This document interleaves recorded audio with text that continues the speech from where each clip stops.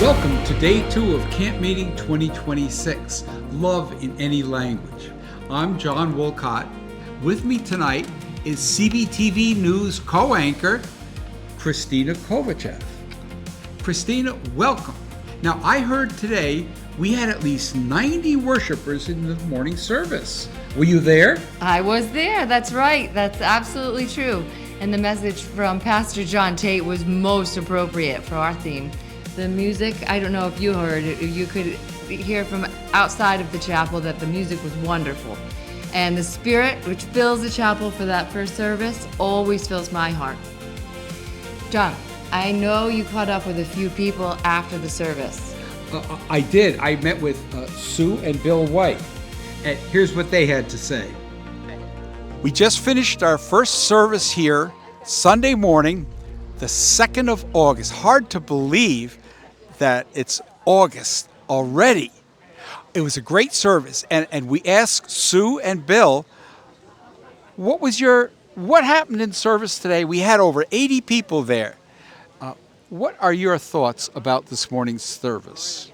I was absolutely thrilled to see how many people came today to our first Sunday service. It is always wonderful to see all the familiar faces and the new faces, which was great. The sermon by Reverend Tate blew me away. He gave us so much to think about, and I really, really appreciated his message. Me too. I'm going to go home and work on my humility now. I agree. It was a feast of the sermon. There was also a feast for music. And Pam and Dan did a great job leading the choir again, and we had some nice hymns to sing. And there was a lot of joy for the Lord and for each other here today at Camp Bethel. A great morning. Back to you in the studio. This afternoon, at least 30 people visited 5 historic cottages on the South Grounds and in Fairview Park. Yes, thank you to the Calkins, the Viles, to Beast, Diana Evans, and the Wolcotts for opening their cottages for the tours, the history lessons, and the Archives Committee for arranging the tours. Not all the activity took place on the grounds. Our adventure reporter, Kimberly Grabsky, put her kayak in the river today. Let's see what she has to say. Welcome to Camp Bethel, Day 2, kayaking on the Connecticut River. This is a very interesting paddle today. Not many times can you do this. Here is Boney Creek, and here's the pipe to Boney Creek, technically Kettle Creek. And because the tide is so high, you can paddle right through the pipe. You had to do a little bit of calisthenics here trying to go through this. You can see how tight it is. Let's see if we can get through.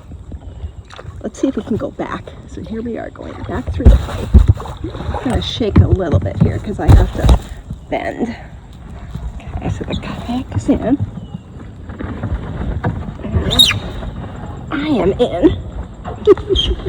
Okay, now we're in the pipe, and we're going to come through the pipe to the Connecticut River. Lots of spiders, so if you go towards the light. Don't go towards the light. Great echo in here. Remember from your childhood, hiking down to Boney Creek and coming in the edge of the pipe. Ugh, big spider web there. Okay. And right through.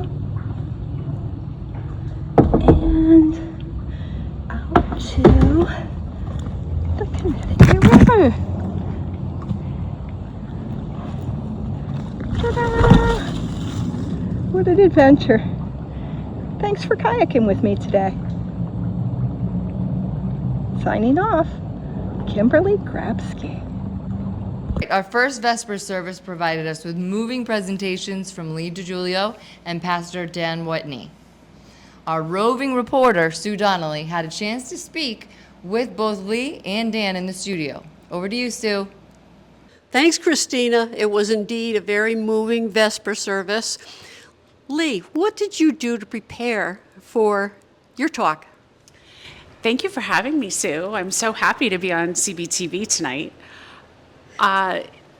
Preparation for me was a little difficult speaking at Vespers, even though my life work is practicing as an attorney. I don't frequently talk about it because my topic in talking about my work was a topic about child abuse, about terminating parental rights, and about parents who surrender their rights, and how that can be a act of love, an act of sacrificial love. And one of the reasons I don't talk about my work is because it's stressful for people and overwhelming for them. The biggest thing I did to prepare was to pray, actually, about what I should speak about. And as often happens to many of us, I received instructions from God about what to talk about, which was to talk about my work. And I resisted because I was worried about how it would be received, because our theme this week is love, and I was concerned that people would not feel love in talking about a topic that was sort of a surrender of love and a sacrificial love. But one of the amazing things that happens when you do what God asks you to do is that the reward is tremendous, and the words come to you, and something you're afraid to do, you're able to then just speak out about, and that happened for me. One of the interesting things I find at camp and like even at Vespers is that myself and the preacher who was speaking and the musicians didn't really coordinate entirely, a lot of running through everything before it happened. We had our topic, but it all kind of like melds together with God's plan. So thank you for asking me about that. Wonderful. It was definitely very inspirational. And Dan Whitney is back again at Camp Bethel. Yes, And, indeed. Did you feel welcome here at camp? Well, initially I did, but when I got prepared to speak this evening, a woman walked up to me and accused me of being a thief. And I wasn't quite expecting that type of welcome when I got here. But the truth of the matter was, my dear wife has been talking about 2 plant stands that she wished she had bought last year. And all year long, I've been hearing about these 2 plant stands. And so when I walked through the camp earlier today, they were still outside the store. And so I went over and grabbed them for her and put them in our cabin, thinking she would pay for them later. Well, then I hear there's all this kind of stuff, like, where did the plant stands gone? They've been stolen. There's thievery at the camp. But in reality, it was just me. And so I guess I was guilty as charged. But it was just a great start to the evening of Vespers. And I really had a wonderful time setting a foundation for what Jesus means when he talks about love. And I'm looking forward to unpacking that in the nights that remain, talking about what Jesus means when he talks about what it means to love your family, and what it means to love your brothers and sisters in Christ, and what it means to love your neighbors, and what recipe you should use to make apple pie to take to them when you want to meet them and learn their names.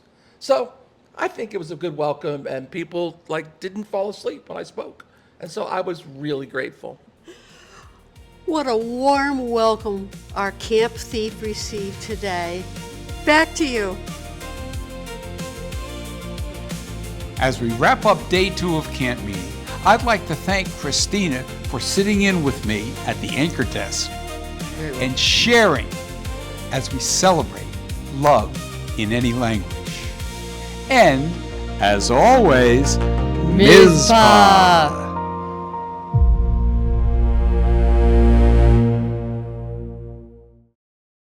Our adventure reporter, Kimberly Graps.